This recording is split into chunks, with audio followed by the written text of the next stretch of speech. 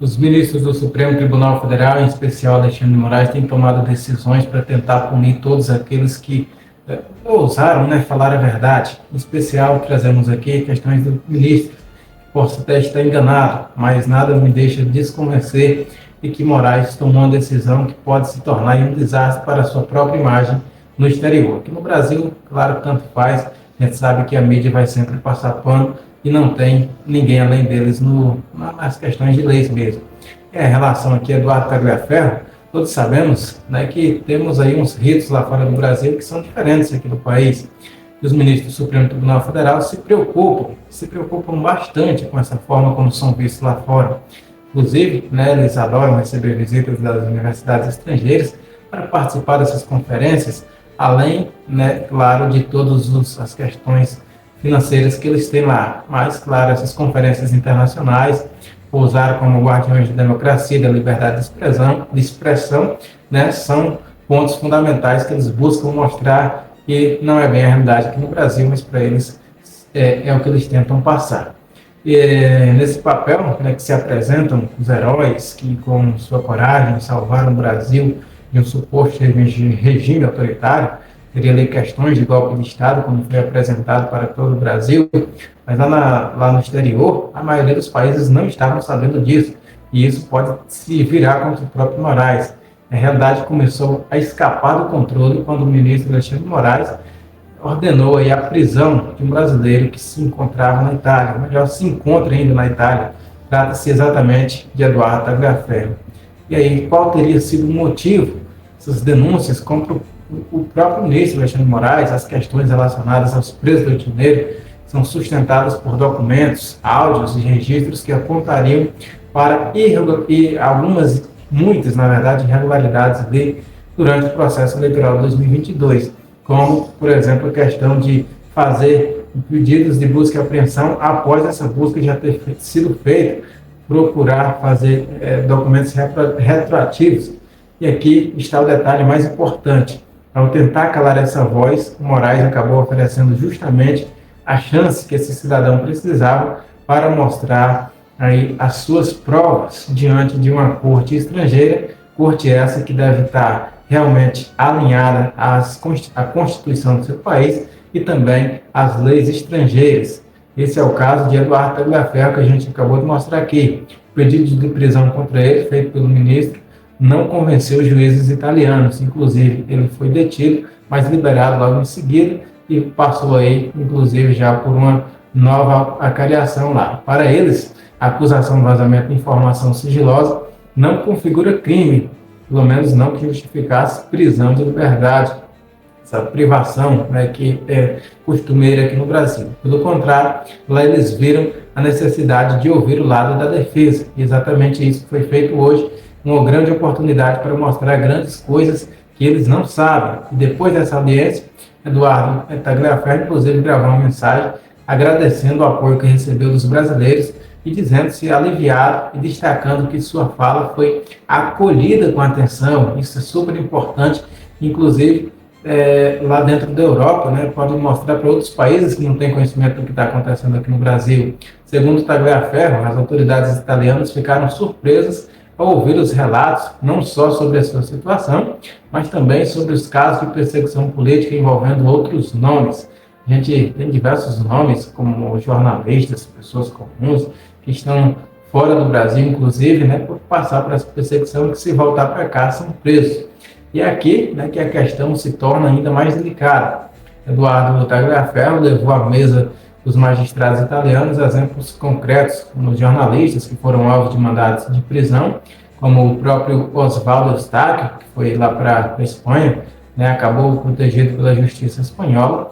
É um caso que, se voltar para o Brasil também, será preso e condenado. A gente tem o Alan dos Santos, que vive hoje nos Estados Unidos, e até também temos magistrados, como a juíza Ludmila Lins Grillo, que hoje está exilada após as críticas ao próprio ministro Alexandre de Moraes. Então, são casos bastante relevantes que podem trazer um contexto totalmente diferente do apresentado pelo ministro brasileiro.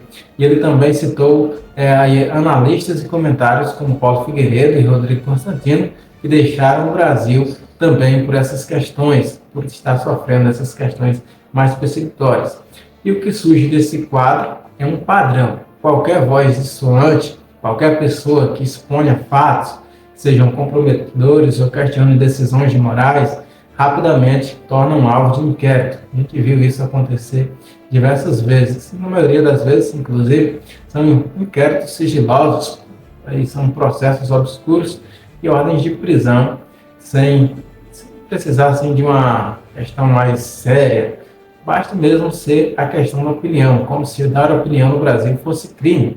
E como se não bastasse, o ministro já figura em listas internacionais como violador de direitos humanos. A gente tem inclusive uma lei Magnitsky contra, não só contra ele, mas também contra familiares, a própria esposa. E isso fortalece a percepção de que na sua conduta não se sustenta fora das fronteiras brasileiras. Inclusive que no Brasil também deveria ser tratado da mesma forma, já que tratamos leis, não importa onde seja, tem que ser tratada da mesma forma.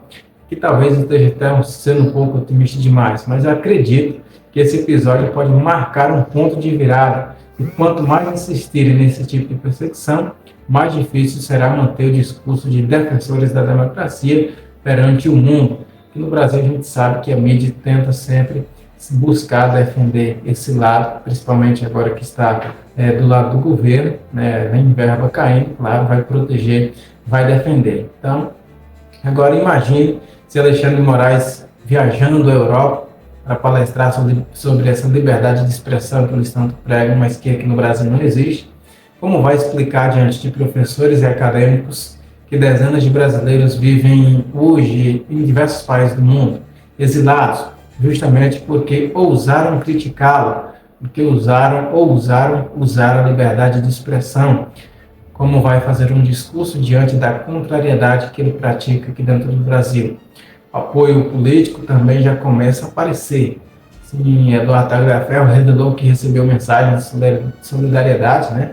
Até mesmo de comissões do Senado, da Câmara dos Deputados também, afirmando que ele não cometeu crime, mas apenas cumpriu o dever de denunciar as irregularidades que ele teria visto, ouvido, presenciado, através de próprias mensagens enviadas a ele e enviadas a outros juízes auxiliares que faziam parte do gabinete, que acabaram também enviando para o próprio Eduardo Tagliaferro para que ele realizasse parte do trabalho.